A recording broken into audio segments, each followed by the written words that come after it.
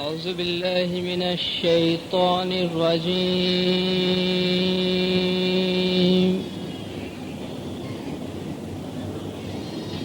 بسم الله الرحمن الرحيم.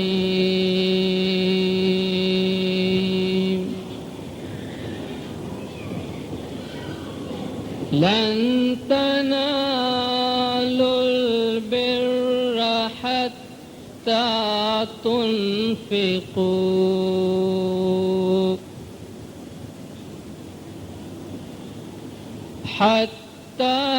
تنفقوا مما تحبون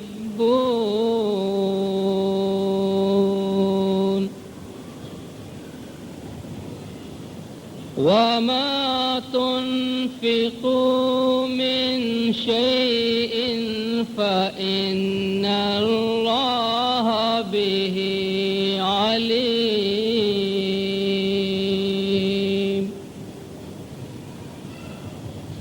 صدق الله العلي العظيم.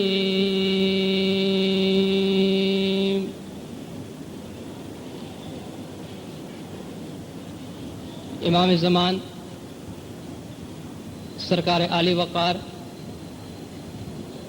نور خدا بن برحق نور مولانا شاہ کریم الحسینی حاضر امام کے مبارک نام پہ صلوات پڑھے دندار. اللہم صلی علی محمد و آل محمد. دندارو، ہمارے مذہب میں جتنے بھی کام انجام دیے جاتے ہیں ان سب کا کوئی نہ کوئی مقصد ضرور ہے. کوئی بھی کام ایسا نہیں ہے کہ جس کا کوئی مقصد نہ ہو. اس وقت ہم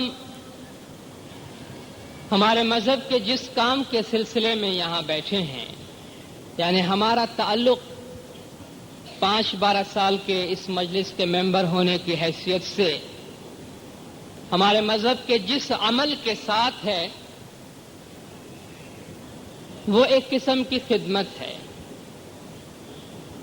ایک قسم کی قربانی ہے. زمانے کے امام کے نام پر 5 سال یا 12 سال کی خدمت کے نمونے کے طور پر 5 اور 12 سال کی خدمت کے ٹوکن کے طور پر جو حقیر سی مالی قربانی ہم نے دی ہے، اس سلسلے میں امام نے ایک برادری قائم کر دی، ایک مجلس قائم کر دی جس میں ہم یہاں جمع ہوئے ہیں. آپ سب کو اچھی طرح معلوم ہے سرکار آقا سلطان محمد شاہ صلوات اللہ علیہ خداوند نے اپنے فرمان میں 5-12 سال والوں کو رنگون میں ایک مرتبہ فرمایا کہ 5 سال اور 12 سال کا مطلب یہ ہے کہ ماضی میں جس طرح باغیچے میں ایک قلی، ایک مزدور مزدوری کرتا ہے، ایک کام کرتا ہے، اس طرح روحانی بچے ہمارے گھر کی امام کے گھر میں مزدوری کرتے تھے، امام کے گھر کا، امام کا ذاتی کام انجام دیتے تھے. 5 سال تک خدمت کرتے تھے تو ان کو 5 سال کی بخشش ملتی تھی. 12 سال کی خدمت کرتے تھے ان کو 12 سال کی بخشش ہوتی تھی. لیکن امام نے فرمایا کہ آج ہم یہ دیکھتے ہیں کہ کھوجے بہت ضعیف ہیں. یہ مولا کا فرمان ہے. ہم یہ دیکھ رہے ہیں کہ کھوجے بہت کمزور ہیں، وہ خدمات انجام نہیں دے سکیں گے. اس لیے ہم نے 500 روپے اور 700 روپے کے طور پر اس 500 روپے اور 700 روپے کے عوض ہم تمہیں 5 سال اور 12 سال کی خدمت بخشتے ہیں. پھر امام نے آگے فرمایا کہ 17 سال تک لگاتار امام کے گھر کی خدمت کرتے تھے تو 500 کی بخشش ملتی تھی، بیت الخیال کی بخشش ملتی تھی. آج 500 ہم کو پہلے ملتا ہے، 5-12 سال بعد میں ملتا ہے۔ پہلے پیسے دے کے نہیں ملتے تھے۔ 17 سال تک جب امام کے گھر کی جسمانی خدمات بجا لائی جاتی تھی تو امام نے فرمایا ان کو بیت الخیال کی یعنی 500 کی بخشش ہوتی تھی، لیکن چونکہ تمام دیندار فائدہ اٹھا سکے اس لیے ہم نے 500 کے کام کے لیے 500 روپیہ مقرر کر دیا ہے۔ اس وقت ہم جس مجلس میں بیٹھے ہیں، امام نے یہ کام قبول کر کے ایک مجلس، ایک برادری ہمارے لیے قائم کر دی۔ اس کا 2 حصہ ہے۔ ایک تو ہم مجلس میں شامل ہوتے ہیں، خدمات کی بات کرتے ہیں، نئے ممبر آتے ہیں، قربانیاں دیتے ہیں، قربانیوں کی بات کرتے ہیں، لیکن اس کے بعد ہم 15 منٹ کے لیے ذکر میں بیٹھتے ہیں۔ یہاں پہ ذکر کی کیا ضرورت ہے؟ ہونا تو یہ چاہیے کہ ذکر کی مجلس تو بیت الخیال ہے۔ 1 گھنٹہ صبح روزانہ ذکر ہوتا ہے، بیت الخیال کی ماہانہ مجلس میں 5 منٹ کا ذکر ہوتا ہے۔ 5-12 سال میں ذکر کیوں ہے؟ اور جہاں تک میری معلومات کا تعلق ہے، بعض دیگر خدمات کی مجالس میں بھی ذکر کا اہتمام کیا جاتا ہے۔ یہ تو مالی خدمت دینے کی بات ہے۔ ان خدمات کی مجلس میں بھی بیت الخیال کا ذکر کیوں کیا جاتا ہے؟ میں آپ سے عرض کرتا ہوں کہ مذہب کے اندر ایک چیز ایسی ہوتی ہے جو بنیادی حیثیت رکھتی ہے۔ مذہب کا ایک مجموعی مقصد ہوتا ہے۔ ہمارے مذہب کے جتنے کام ہیں ان سب کا ایک مجموعی مقصد ہے۔ یہ تمام خدمات، دعا، عبادت، بندگی اور دیگر گریہ و زاری تمام کا ایک ہی مقصد ہے، وہ ہے ہماری روح کو ترقی دینا۔ آپ میرے سے اتفاق کریں گے اس بات پہ، اس کے علاوہ اور کوئی مقصد نہیں ہے۔ 500 روپے، 1200 روپے، 5000 روپیہ لے کر آپ کو کچھ بڑا نہیں بنا دینا ہے اس کے اندر، یا ہم کو یہ نہیں سمجھ لینا ہے۔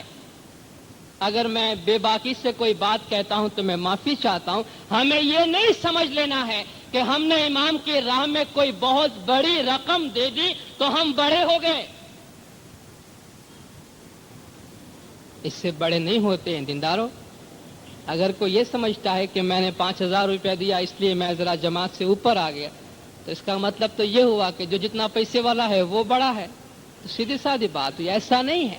ان اکرمکم عند اللہ اتقاکم، خدا کے پاس بڑا وہ ہے جو پاکیزہ ہے، خدا کے پاس بڑا وہ ہے جو پرہیزگار ہے، خدا کے پاس بزرگ وہ ہے جس کی روح پاک ہے، جو روحانیت میں بلند ہے۔ جو ظاہر میں بلند ہے وہ خدا کے پاس بلند ہو ضروری نہیں ہے۔ تو مذہب کے تمام کاموں کا مجموعی طور پر ایک مقصد ہے، وہ ہم کو روحانی طور پہ آگے بڑھا دینا۔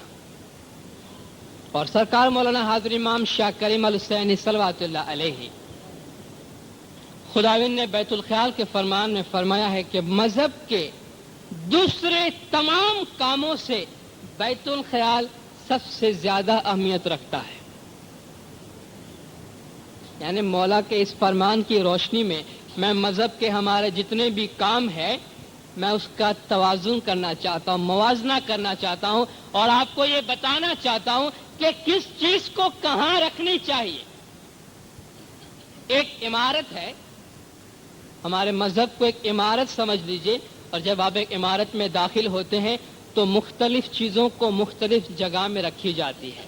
ایک جگہ دروازہ ہوتا ہے، کھڑکیاں ہوتی ہے، سیڑھیاں ہوتی ہے، کچن کہاں بنایا جائے، باتھ روم کہاں بنایا جائے، یہ ایک سسٹمیٹک طریقہ ہوتا ہے، ایک پلان طریقہ ہوتا ہے، پہلے سے منصوبہ بنایا جاتا ہے،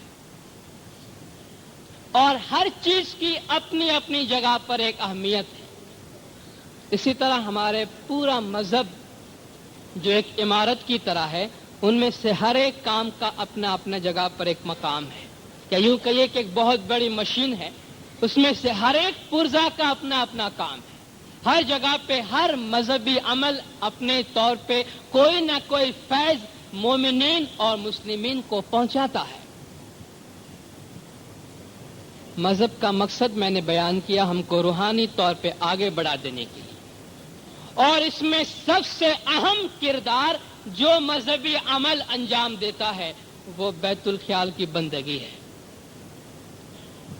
آپ کہیں گے میں 5-12 سال کی اس مجلس میں بیت الخیال کی بات کیوں کر رہا ہوں؟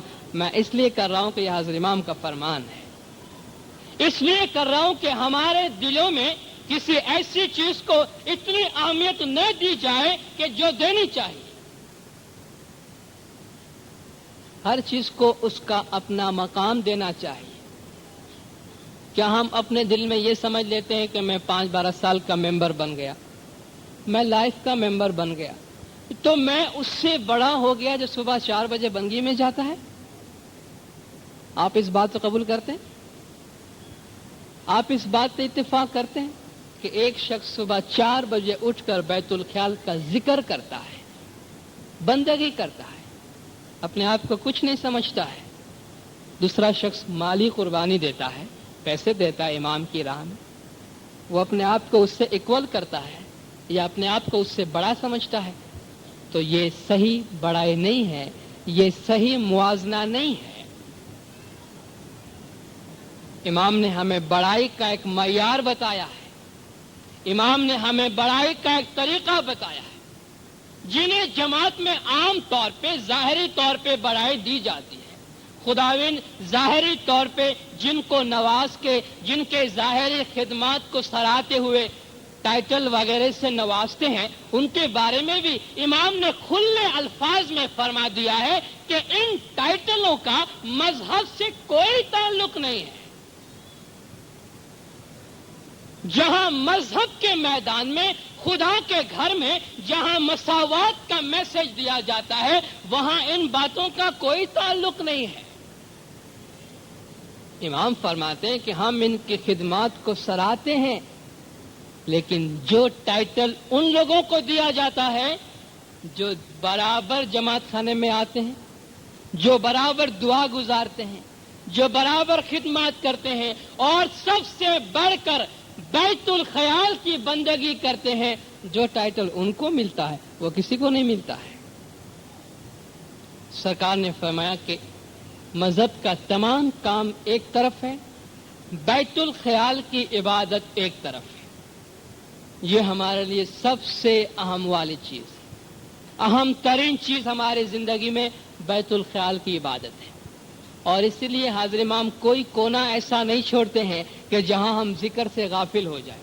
اس مجلس میں اس کو کیوں ڈالا گیا؟ اس لیے ڈالا گیا کہ ہم صرف یہ نہ سمجھ لیں کہ خالی یہ مالی خدمت کافی ہے ہمارے لیے۔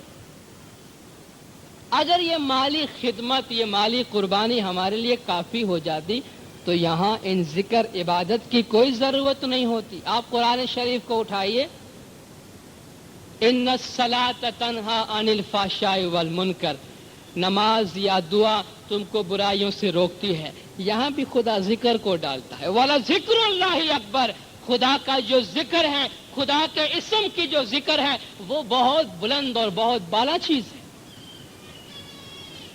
فَإِذَا قَضَيْتُمُ الصَّلَاةَ فَاذْكُرُوا اللَّهَ قِيَامًا وَقُعُودًا وَعَلَىٰ جُنُوبِكُمْ، جب تم دعا سے فارغ ہو جاؤ تو کھڑے بیٹھے لیٹے خدا کا ذکر کرو۔ یہاں بھی ذکر کی بات ڈال دی گئی۔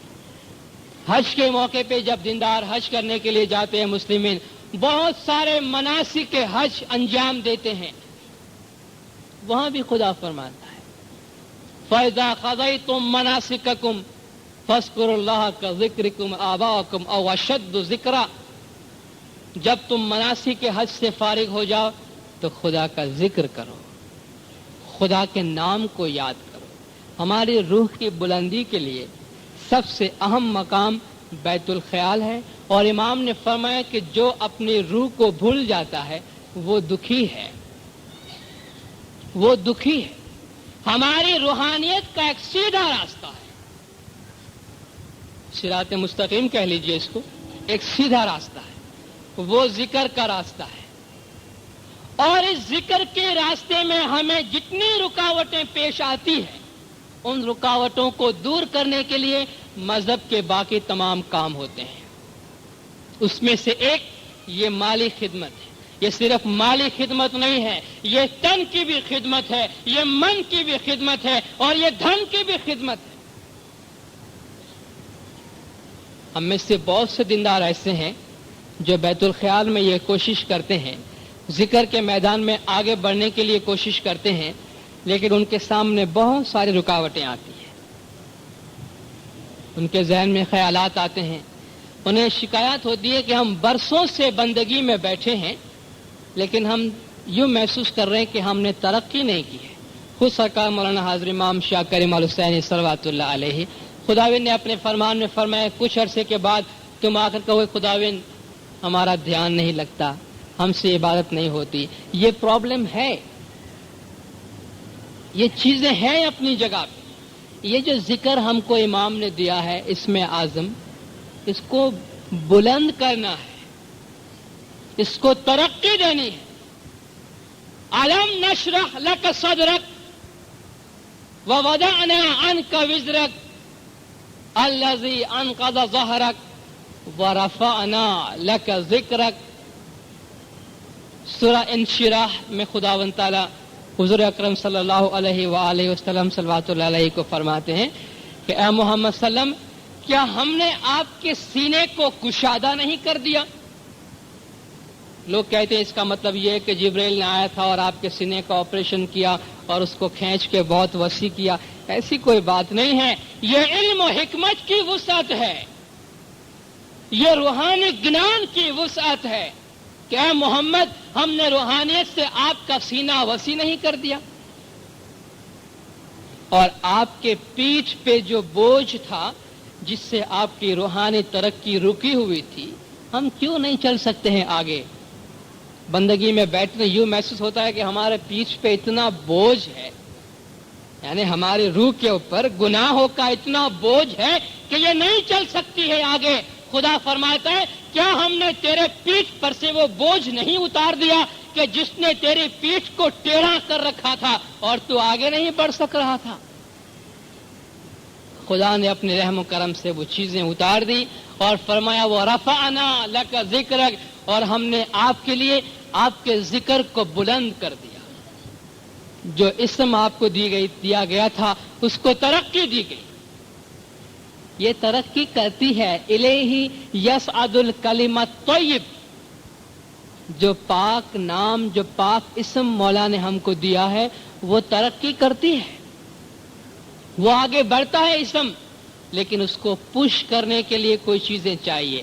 ایک تو یہ کہ ہمارے سامنے جتنی رکاوٹیں ہیں اس کو ہٹائی جائے، اور دوسرا ہمارے اعمال ایسے ہو کہ ہمارے اسم کو پیچھے سے طاقت ملے، توانائی ملے کہ ہم اوپر کی طرف پرواز کر سکیں.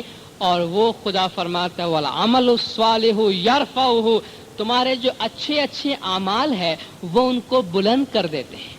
تمہارے اسم کو، تمہارے ذکر کو، تمہارے اچھے اعمال بلند کر دیتے ہیں.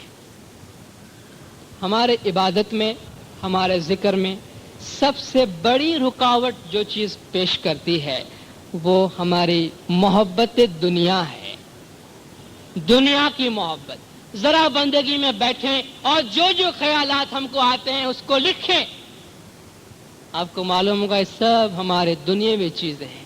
ہمارا گھر، ہمارا بار، ہماری دکان، ہمارے سروس، بیوی، بچے، پیسے، بزنس، یہ سارے چیزیں ہمارے سامنے آتی. کیوں آتی ہے؟ اس لیے کہ ہمارے دلوں میں اس کی محبت اس حد تک بھری ہوئی ہے کہ ہم ذکر کی طرف، روح کی طرف، امام کی طرف محبت نہیں بڑھا سکتے ہیں. اور یہ جو قربانیاں رکھی گئی ہے کہ تن من دھن گر نے ارپن کیجئے، یہ اس لیے ہے کہ ہمارے دلوں سے اپنے جان کی، اپنے مال کی، اپنی اولاد کی اور اپنے دنیا کی محبت کم کی جائے. جب بھی امام ہم سے طلب کرے ہم دنیا قربان کر سکے تاکہ امام کی طرف ہماری محبت بھاری ہو جائے، بول کی طرف، ذکر کی طرف ہماری محبت بھاری ہو جائے، پیسے کی طرف، دنیاوی چیزوں کی طرف ہماری محبت کم ہو جائے.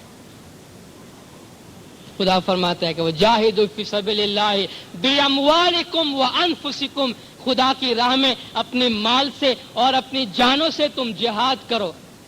مال اور جان کے جہاد خدا کی راہ میں کرنے کا کیا مطلب ہے؟ اس کا مطلب یہ ہے کہ تم اپنی جان کو، اپنے مال کو، اپنی اولاد کو خدا کی راہ میں آگے بڑھنے کے لیے چھوڑ دو، ہٹا دو بیچ میں سے۔